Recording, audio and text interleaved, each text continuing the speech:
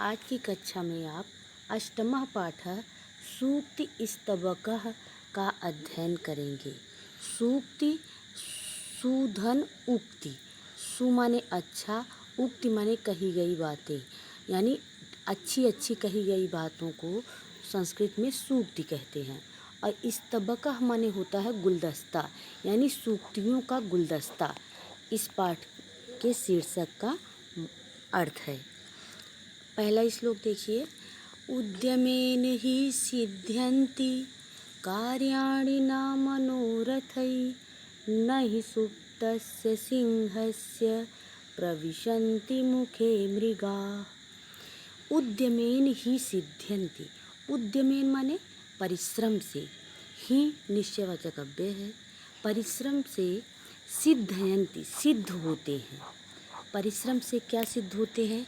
कार्याणि, समस्त कार्य, कोई भी छोटा बड़ा कार्य है तो बिना परिश्रम के नहीं होता है। परिश्रम से ही, उद्यम से ही जो है कार्य में सफलता पाता है व्यक्ति, सफलता मिलती है। ना मनोरथ ही, कल्पना, मनोरथ माने होता है कल्पना, कल्पना करने से नहीं, कल्पना करने से कोई व्यक्ति सफलता नहीं प्राप्त कर सकता। सफलता उद्यम करने से, परिश्रम करने से प्राप्त होती है। इसका अर्थ हुआ न ही सुप्तस्य सिंहस्य प्रविशन्ति मुखे मृगाः। न ही निश्चित रूप से, सुप्तस्य सोए हुए, सिंहस्य सिंह के, प्रविशन्ति प्रवेश करते हैं, मुखे माने मुख में, मृगाः माने मृग। सोए हुए सिंह के मुख में मृग स्वयं प्रवेश नहीं कर जाते, स्वयं उसका भोजन बनने के लिए उसके मुख में प्रवेश नहीं करते। सिंह भले ही बहुत बलशाली है, किंतु उसको भी अपना आहार प्राप्त करने के लिए मेहनत करना पड़ता है, परिश्रम करना पड़ता है। सोए हुए सिंह के मुख में मृग स्वयं प्रवेश नहीं करते हैं।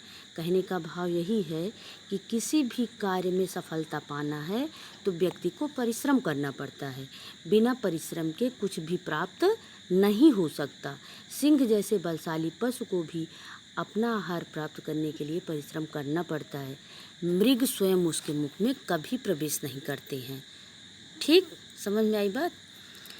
पुस्तके पठितः पाठः जीवनेनैव साधितः किं भवेत् तेन पाठेन जीवने यो न सार्थकः। पुस्तके पठितः पाठः। पुस्तके, पुस्तक में सप्तमी एक वचन है इसमें। पठितः पढ़ा गया, पठितः में ता प्रत्यय लगी है। पठितः पढ़ा गया, पाठः पाठ, पुस्तक में पढ़ा गया पाठ। जीवने नयु साधिता, जीवने जीवन में, नयु माने नहीं, साधिता माने जो साधता है, उतारता है। पुस्तक में पढ़े गए पाठ को अपने जीवन में जो व्यक्ति नहीं उतारता है, कहने का मतलब ये है कि जो भी शिक्षा हम ग्रहण करते हैं, जो भी शिक्षा हम कहीं से लेते हैं, उसको अपने जीवन में यदि हम सार्थक नहीं करते हैं, अपने जीवन में उतारते नहीं है, उसका जो है प्रतिबिंब हमारे जीवन में दिखाई नहीं देता है, तो किम भवेत तेन पाठेन, तो उस पाठ से क्या होता है? किम माने क्या, भवेत माने होता है, तेन माने उस पाठेन माने पाठ से, तो उस पाठ से क्या होता है, अर्थात क्या फ़ायदा, क्या लाभ है? जीवने यो न सार्थक, जो जीवन में सार्थक ना हो, जो जीवन में दिखाई न दे, जिसे व्यक्ति अपने जीवन पर लागू न करे। ठीक है, पुस्तक में बहुत अच्छी अच्छी बातें हम पढ़ते हैं, सुनते हैं, लेकिन अपने जीवन में उसका पालन यदि हम नहीं करते, उन आदर्श पढ़े गए पाठ को, उनके आदर्शों पर यदि हम नहीं चलते हैं, तो उस पाठ के पढ़ने का कोई मतलब नहीं है। पाठ पढ़ना सार्थक तभी है जब वो हमारे जीवन में दिखाई दे। ठीक है, आगे। प्रिय वाक्य प्रदानेन सर्वे तुष्यन्ति मानवाः तस्मात् प्रियं हि वक्तव्यं वचने का दरिद्रता। प्रिय वाक्य प्रदानेन, प्रिय वाक्य प्रदानेन, प्रिय माने मधुर, वाक्य माने वाणी, प्रदानेन माने प्रदान करने से, बोलने से, प्रिय वाणी बोलने से, मधुर भाषा बोलने से सर्वे तुष्यन्ति मानवा। सर्वे माने सभी, तुष्यन्ति माने संतुष्ट होते हैं, मानवा माने मानव। प्रिय वाणी बोलने से, मधुर भाषा बोलने से सभी प्राणी, सभी मानव प्रसन्न होते हैं, खुश होते हैं। तस्मात् प्रियम ही वक्तव्यम। तस्मात् माने इसलिए, प्रियम माने प्रिय, मधुर ही माने निश्चित रूप से, ठीक है।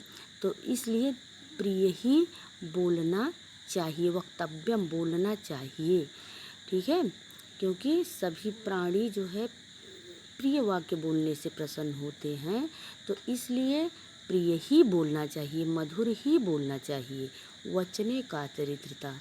वचने माने बोलने में, का माने कौन सी, दरिद्रता माने दरिद्रता, कंजूसी। तो बोलने में कैसी दरिद्रता, अर्थात बोलने में दरिद्रता नहीं दिखानी चाहिए, उदारता पूर्वक मधुर ही बोलना चाहिए।